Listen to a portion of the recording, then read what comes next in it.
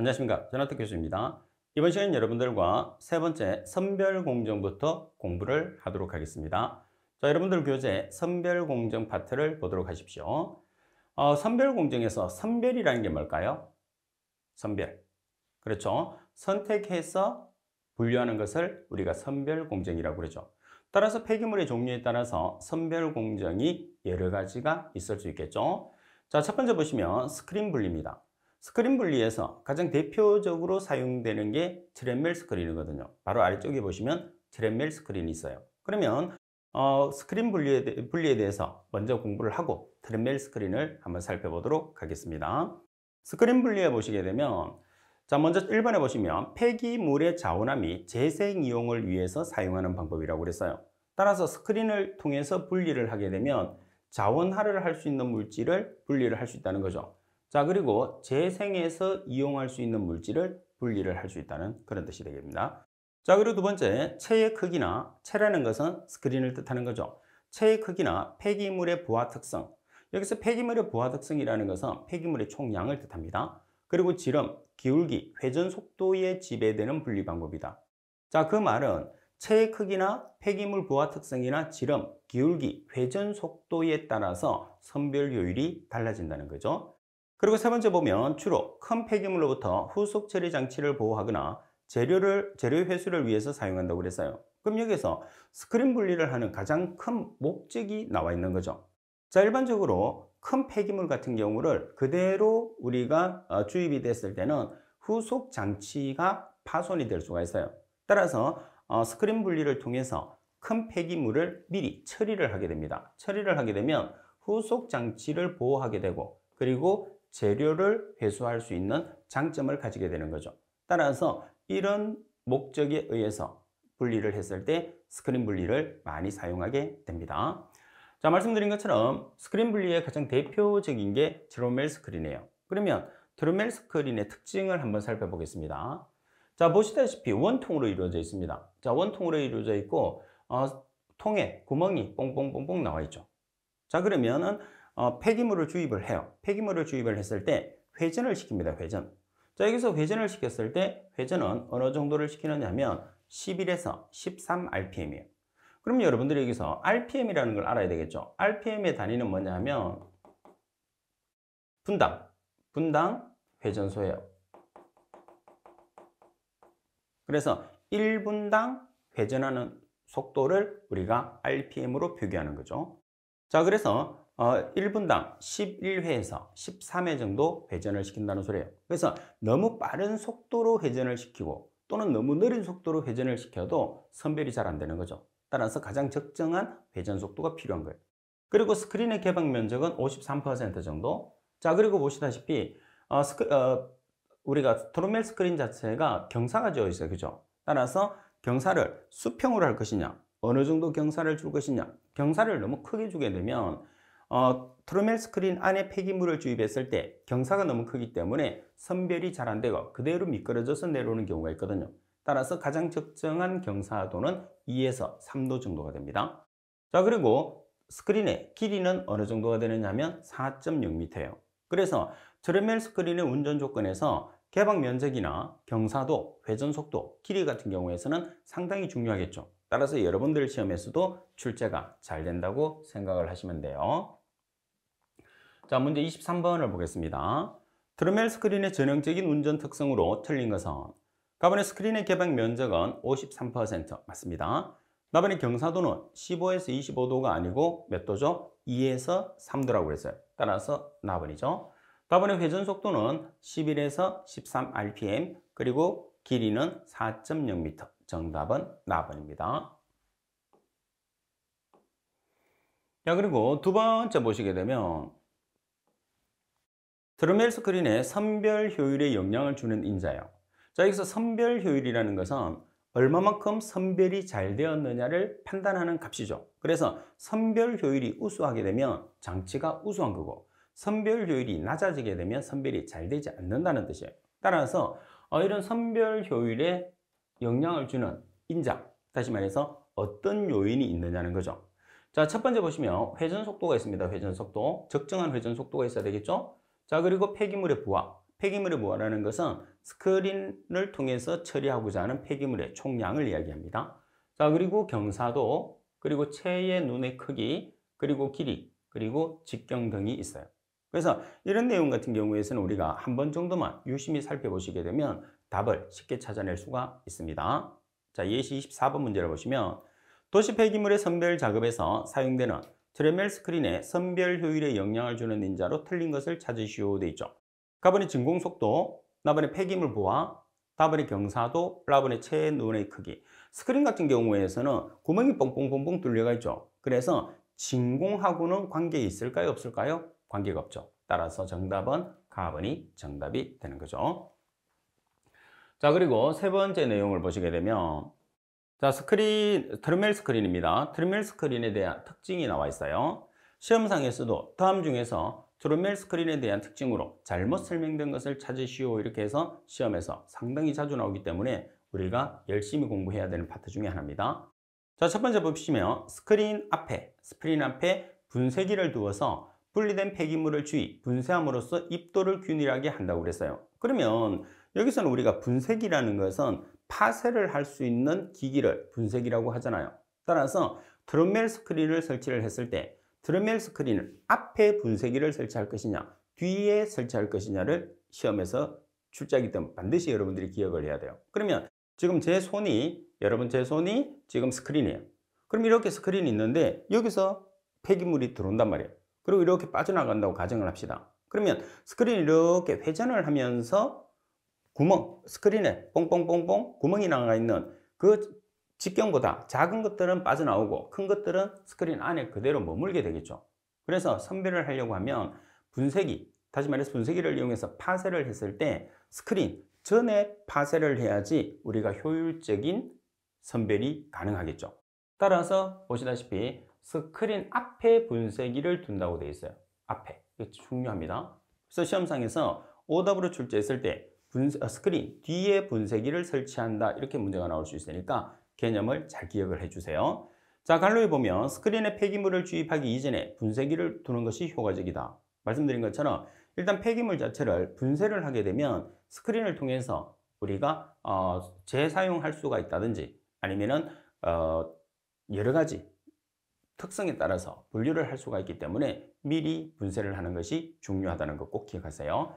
자, 그리고 두 번째, 회전 속도가 증가하게 되면, 자, 스크린 자체에서 회전 속도가 증가하게 되면 어느 정도까지는 선별 효율이 증가하나 일정 속도 이상이 되면은 원심력에 의해서 막힘 현상이 일어나죠. 자, 따라서 여기서 막힘 현상이 일어난다는 것은 뭐가 되는 거죠? 효율이 떨어진다는 거예요. 그리고 여기서 원심력이 작용한다는 것은 선의 기류가 형성된다는 소리예요. 그래서 빠른 속도로 회전하기 때문에 하나의 기류가 형성되거든요. 그 기류를 우리가 선회 기류라고 그러고 그 선회 기류에 의해서 나타나는 힘이 원심력이다. 이렇게 여러분들이 보시면 되겠죠. 그래서 너무 빠른 속도로 선별을 하는 것은 다시 말해서 회전 속도가 너무 큰 상태에서 선별을 하는 것은 선별 효율에 영향을 미치는데 선별 효율을 낮게 만든다 그런 뜻이 되겠죠. 자, 그리고 세 번째, 원통의 경사도가 너무 크면 자, 경사는 2에서 3도가 적합하다고 했는데 경사도가 너무 크면 폐기물이 그대로 쭈루룩 미끄러져 내려올 수가 있어요. 그죠? 그냥 배출될 수 있으므로 효율이 낮아지겠죠. 당연합니다. 자, 그리고 관로에 보시면 경사도가 크면 효율은 떨어지고 부하율은 커진다. 처리하지 못한 폐기물의 양은 늘어난다. 그런 뜻이겠죠. 그래서 관로는 왜 관로 안에 있는 내용을 한 번 더 설명을 해놨느냐면 여러분들 지문이 출제됐을 때 1번, 3번에서 1번, 3번이 그대로 출제될 수도 있고 1번, 3번에 있는 관로가 출제될 수가 있어요. 그래서 여러분들이 관로에 있는 내용은 부연 설명이라고 생각하고 한 번 더 여러분들이 살펴봐서 이해를 할 수 있도록 하십시오. 자, 그리고 4번에 오답으로 가장 많이 나오는 내용 중에 하나가 1번과 4번이에요. 자, 4번에 보시게 되면 최적 회전 속도를 계산을 해요. 최적 회전 속도라는 것은 임계 회전 속도 곱하기 얼마냐 하면 0.45죠. 자, 따라서 오답으로 출제하기가 가장 쉬운 게 뭐냐면 숫자입니다. 숫자. 따라서 0.45 대신에 뭐 1.45라든지 뭐 다른 숫자가 있겠죠. 그 숫자를 넣어서 여러분들에게 헷갈리게 출제를 하니까 조심을 해야 됩니다. 최적 회전 속도는 임계 회전 속도 곱하기 0.45예요. 그래서 여러분들이 최적 회전 속도도 계산을 하고 그리고 임계 회전 속도도 계산을 하시게 될 거예요. 조금 있다가 계산하는 문제로도 상당히 자주 출제되는 내용 중에 하나입니다. 그리고 5번, 원통의 길이가 길면 효율은 증가하나 동력 소모가 많다. 뭐 그 말은 당연합니다. 스크린 자체에서 길어지면 길어질수록 아무래도 선별이 잘 되지만은 동력은 그만큼 많이 든다는 거죠.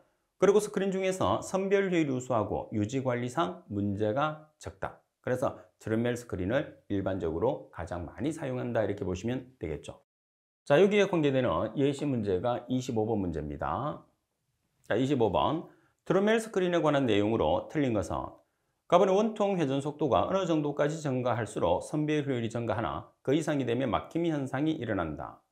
자, 여기서 회전 속도가 빠르면 빠를수록 우리가 일정한 상태까지는 효율이 증가한다고 했는데 그 더 지나게 되면 원심력이 작용하게 되죠. 그래서 원심력이 작용하기 때문에 막힘 현상이 발생한다 이렇게 얘기했어요. 그리고 나번 최적 속도는 임계 속도 곱하기 1.45라고 되어 있는데 최적 속도라는 것은 임계 속도에서 1.45를 곱하는 게 아니고 얼마를 곱하나요? 0.45를 곱하죠. 그래서 임계 속도 곱하기 1.45로 나와 있기 때문에 정답이 벌써 나왔습니다. 그죠? 자, 그리고 원통의 경사도가 크면 선별 효율이 떨어진다. 그대로 폐기물 자체가 미끄러져서 배출이 될 수가 있어요.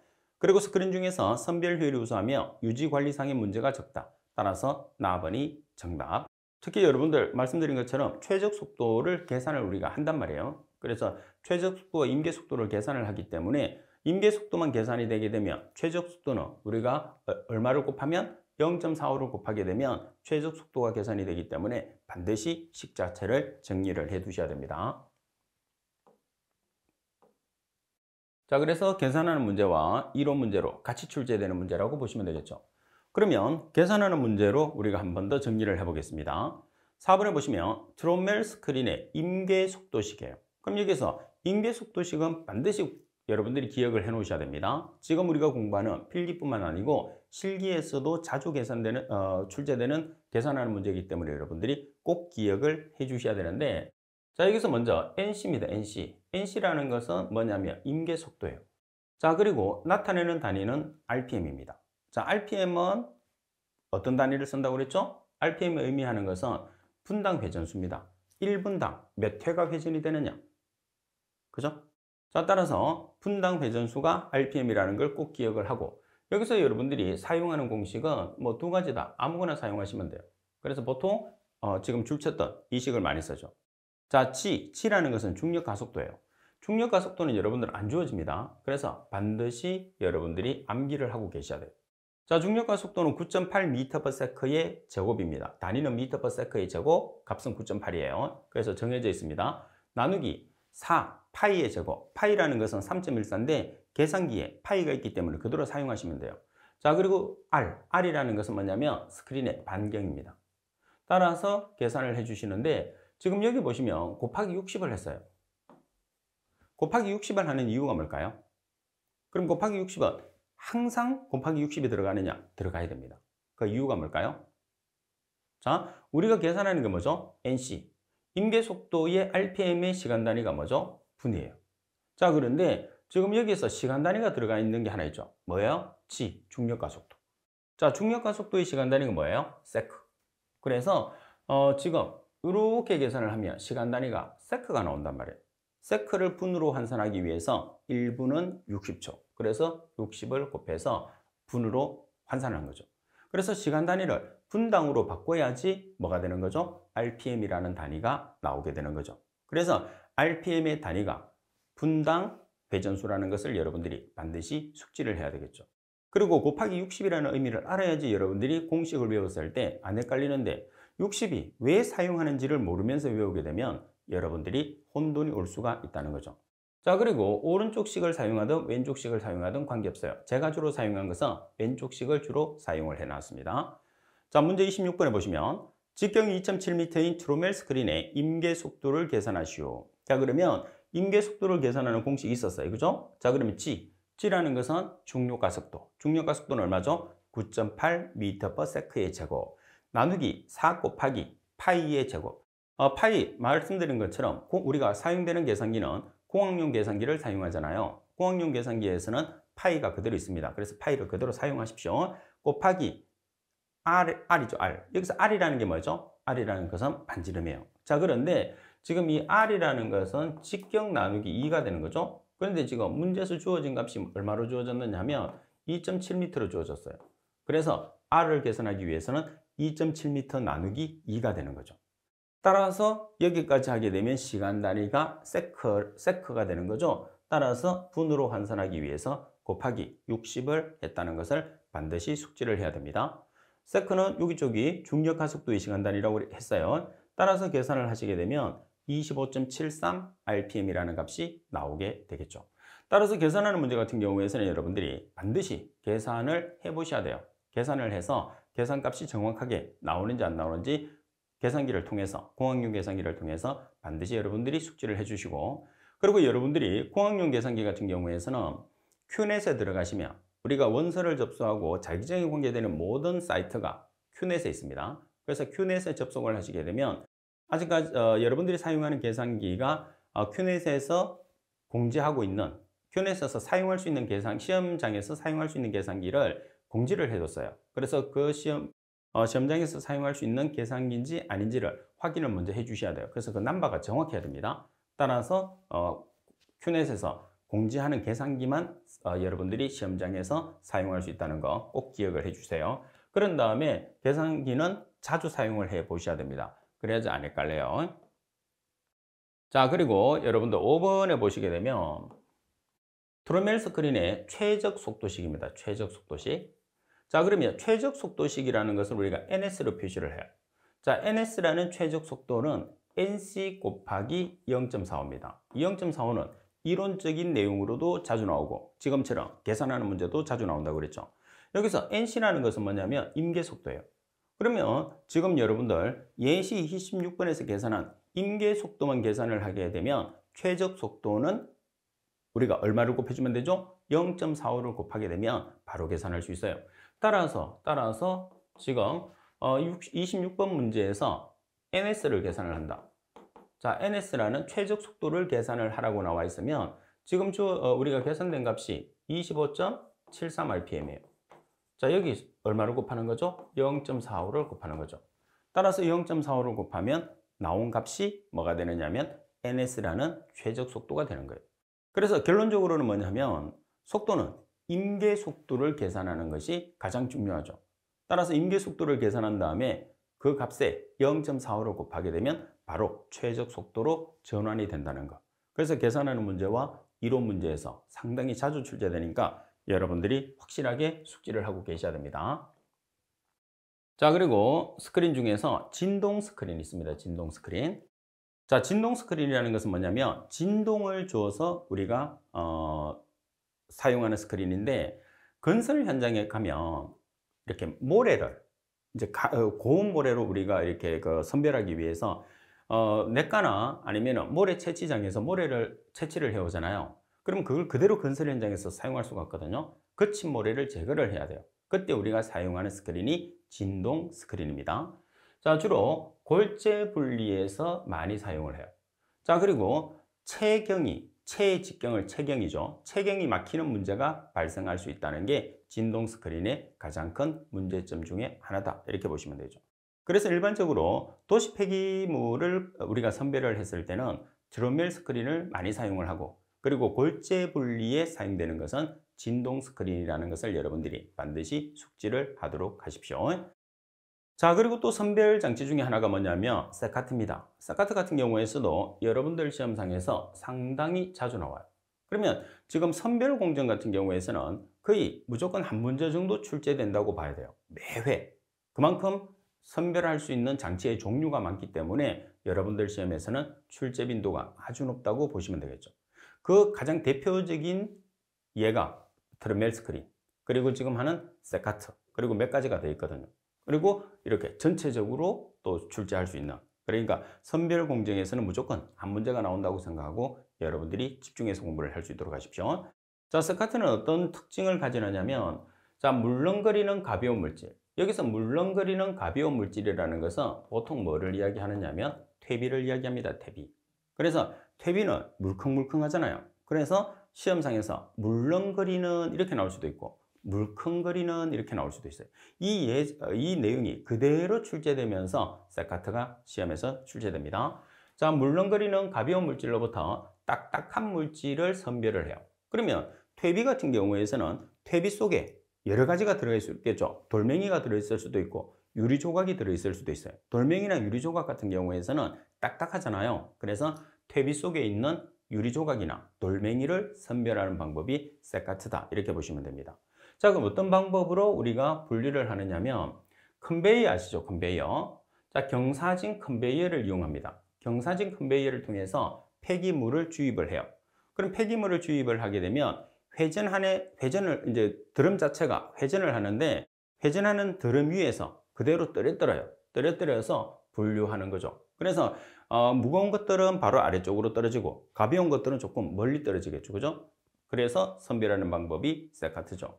결론적으로는 뭐냐면 퇴비 속에 있는 유리 조각이나 돌멩이를 선별하는 데 주로 사용하는 방법이 되는 거죠. 그러면 여러분들 시험에서는 1번이 가장 핵심이에요. 물렁거리는 가벼운 물질, 그러니까 물컹거리는 물질에서 딱딱한 물질을 선별한다는 내용이 가장 핵심. 그리고 사용하는 장치는 컨베이어를 쓴다는 것. 그래서 물렁거리는 가벼운 물질, 컨베이어 이 두 가지에 초점을 맞춰서 여러분들이 답을 찾아주시면 돼요. 그래서 세카트에서 가장 핵심적인 용어는 물렁거리는 가벼운 물질과 컨베이어를 이용을 한다는 게 가장 핵심적인 용어죠. 그리고 거기에 더불어서 그 물컹거리는 또는 물렁거리는 물질이 퇴비고 딱딱한 물질이라는 것은 퇴비 속에 존재하는 우리가 유리 조각이나 돌멩이가 되는 거죠. 그래서 결론적으로는 퇴비 속에 유리나 돌을 선별하는 방법이 세카트다. 이렇게 정확하게 기억을 주셔야 돼요. 시험에서 상당히 자주 출제됩니다. 그리고 이 내용 자체는 그렇게 여러분들 응용을 거의 하지 않아요. 그래서 단순하게 기억을 해도 시험에 맞출 수 있어요. 자, 그럼 여러분들이 지금 보세요. 자, 컨베이어를 타고, 이 컨베이어. 그래서 컨베이어를 타고 여러분들이 퇴비가 이렇게 올라갑니다. 퇴비 속에 이제 돌멩이나 유리 조각이 있겠죠. 자, 이렇게 진행을 하죠. 자, 그러면 여기 있는 회전을 하는 드럼판이 있어요. 그럼 이렇게 하면 이제 대팀판이라고 그래서 여기서 무거운 것들은 아래쪽으로, 바로 아래쪽으로 떨어지고 가벼운 쪽은 오른쪽, 이런 식으로 떨어지게끔 만들어주는 거죠. 그래서 도르래를 이용을 해서 왼쪽과 오른쪽에 가벼운 물질, 무거운 물질을 선별을 할 수 있게끔 만드는 거죠. 그래서 대팀판에서 이제 대팀판에 부딪히는 거죠. 여기서 드럼판이 회전을 하면서 이렇게 퇴비하고 이제 돌이나 유리가 포함된 퇴비를 여기다 부딪히게 만들어주는 거예요. 부딪히게 만들어주면 무거운 것들은 바로 아래쪽으로 떨어지죠. 그리고 가벼운 것들은 그래서 여기서 이제 도르래를 기준으로 했을 때 무거운 것들은 왼쪽, 가벼운 것들은 오른쪽에 떨어뜨리게 해서 선별하는 방법이다. 이렇게 여러분들이 생각을 해주시면 되는 거죠. 자, 단순하게 시험에 나옵니다. 자, 문제 27번에 보시게 되면 물렁거리는 가벼운 물질로부터 딱딱한 물질을 선별하는 데 사용되는 선별분류법으로 경사진 컨베이어를 통해서 폐기물을 주입시켜 천천히 회전하는 드럼 위에 떨어뜨려서 분류하는 선별법은 자, 여기서 가장 핵심은 물렁거리는 가벼운 물질이라고 그랬어요. 자, 그리고 뭐를 이용을 하느냐면 컨베이어를 이용한다고 그랬죠. 따라서 물렁거리는 가벼운 물질과 컨베이어가 가장 핵심이 되는 것은 뭐가 되는 거죠? 세카트가 된다고 그랬죠. 따라서 정답은 답번이 정답이 되는 거죠. 자, 그리고 5번입니다. 자, 스토너 같은 경우에는 세카트보다는 출제 빈도가 조금 떨어져요. 예를 들어서 세카트 자체가 10문제 정도, 10번 정도 출제된다고 하면 스토너 같은 경우에는 한 3번, 4번 정도 출제될 수 있는 출제 빈도다 이렇게 생각을 해주시면 됩니다. 자, 첫 번째 보시면 유매틱 테이블이라고 합니다. 자, 스토너라는 것은 다른 말로 우리가 유매틱 테이블. 그래서 시험상에서 유매틱 테이블이니까 테이블이라는 말, 테이블이 뭐예요? 테이블이라는 것은 판이죠, 판. 판을 이용을 해서 우리가 처리하는 방법이에요. 그래서 스토너에서 가장 핵심적인 용어는 뭐냐면 판을 이용을 한다는 게 가장 핵심적인 용어라고 꼭 생각을 해야 됩니다. 그래서 이론적인 내용을 여러분들이 공부를 했을 때는 내용 자체를 이해를 한 다음에 그 내용 중에서 가장 핵심적인 내용을 파악을 하셔야 돼요. 그래서 그 가장 핵심적인 내용과 여러분들이 제목을 기억을 해서 답을 맞추는 그런 방법이 가장 효과적인 공부 방법이라고 보시면 됩니다. 자, 두 번째 보시면 약간 경사진 판에, 약간 경사진 판이죠. 진동을 줘요. 자, 진동을 줘서 무거운 물질과 가벼운 물질이 있습니다. 따라서 무거운 것은 빨리 판의 경사면 위로 올라가게 만드는 거죠. 무거운 게 판의 위로. 그래서 무거운 것과 가벼운 것이 있는데 우리가 진동을 주게 되면 통통통통 이렇게 튀겠죠. 그래서 무거운 것들이 경사면 위로 빨리 올라가게끔 만드는 방법이 스토너다. 자, 그러면 가장 핵심은 1번과 2번 두 개를 묶었을 때 가장 핵심은 뭐예요? 테이블, 판, 경사진 판, 그리고 빨리 판의 경사면 위로 올라가는. 그래서 가장 핵심은 판이라는 것을 꼭 기억을 해 주셔야 됩니다. 3번에 공기가 유입되는 다공진동판으로 구성되어 있다. 여기서 다공진동판이라는 것은 뭐냐면 진동을 일으키는 판인데 다공이라는 것은 구멍이 여러 개 뚫려 있는 판을 다공이라고 그러죠. 그래서 다공진동판이라는 것은 구멍이 여러 개 뚫려 있는 진공판이라는 뜻입니다. 3번에 상당히 좁은 입자 크기 분포 범위 내에서 밀도 선별기로 작용하고, 그리고 중요한 운전 배수는 다공판의 기울기와 공기의 유량. 그래서 거의 대부분이 판을 이용을 하고 장치를 이용을 하게 되면 경사도가 선별 효율에 미치는 영향은 아주 크다. 이렇게 우리가 이해를 하시면 됩니다. 자, 예시 28번에 보시면 약간 경사진 판에 진동을 주어서 무거운 것이 빨리 경사판 위로 올라가는 원리를 이용하는 폐기물 선별 장치는, 자, 여기서 여러분들이 핵심은 뭐라고 그랬어요? 핵심은 판이라고 그랬어요. 그죠? 자, 이 판에 진동을 주게 되면 무거운 것이 먼저 올라가게 되어서 선별하는 방법이다. 그래서 판에 집중을 하시면 되죠. 그래서 판이라는 것은 뭐가 되나요? 스토너가 되는 거죠, 스토너. 그래서 유매틱 테이블이라는 말이 나올 수도 있는데, 유매틱 테이블이라는 영어가 주어지게 되면 바로 답을 주는 거하고 똑같기 때문에 보통 지금 우리가 보고 있는 문구 중에서 2번 문구가 여러분들 시험에서 주어지는 게 대부분이다. 이렇게 보시면 되겠죠. 자, 그리고 6번입니다. 자, 6번에 보시게 되면 테이블 선별법이에요. 자, 테이블 선별법이라는 것은 내용 자체에서도 나와 있는 것처럼 비중차를 이용을 합니다. 비중차라는 게 뭐예요?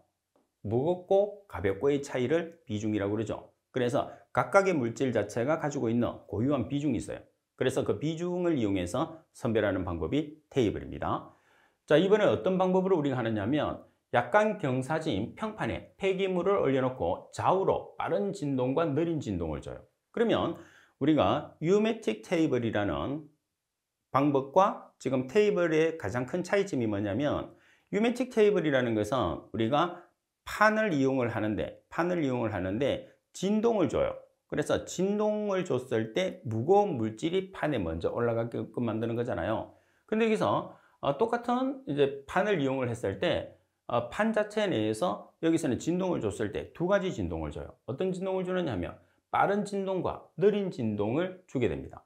그래서 가벼운 입자는 빠른 진동 쪽으로, 그리고 무거운 입자는 느린 진동 쪽으로 이동을 시켜서 분류하는 방법이 테이블이에요. 그래서 각각의 우리가 선별 방법에 따라서 반드시 여러분들이 분류를 해야 되는 게 있어요. 그러면 테이블 선별법에서 가장 핵심은 뭐냐면 빠른 진동과 느린 진동이 가장 핵심이 되는 용어죠. 따라서 빠른 진동 쪽으로 이동하는 것은 가벼운 입자, 그리고 느린 진동 쪽으로 이동하는 것은 무거운 입자. 그래서 이렇게 여러분들 반드시 구별을 해야 돼요. 테이블 선별법은 빠른 진동과 느린 진동이 핵심 용어가 되는데, 빠른 진동 쪽으로는 미세한 입자, 작은 입자가 이동을 하고, 그리고 느린 진동 쪽으로는 무거운 입자가 이동을 한다는 거 꼭 기억을 해주세요. 자, 문제 29번. 선별 방법 중에서 각 물질의 비중 차이를 이용하는 방법으로 약간 경사진 평판에 폐기물을 올려놓고 좌우로 빠른 진동과 느린 진동을 주면은 가벼운 입자는 빠른 진동 쪽으로, 무거운 입자는 느린 진동 쪽으로 분류되는 것은, 자, 말씀드린 것처럼 여기서 빠른 진동과 느린 진동이 가장 핵심, 빠른 진동과 느린 진동.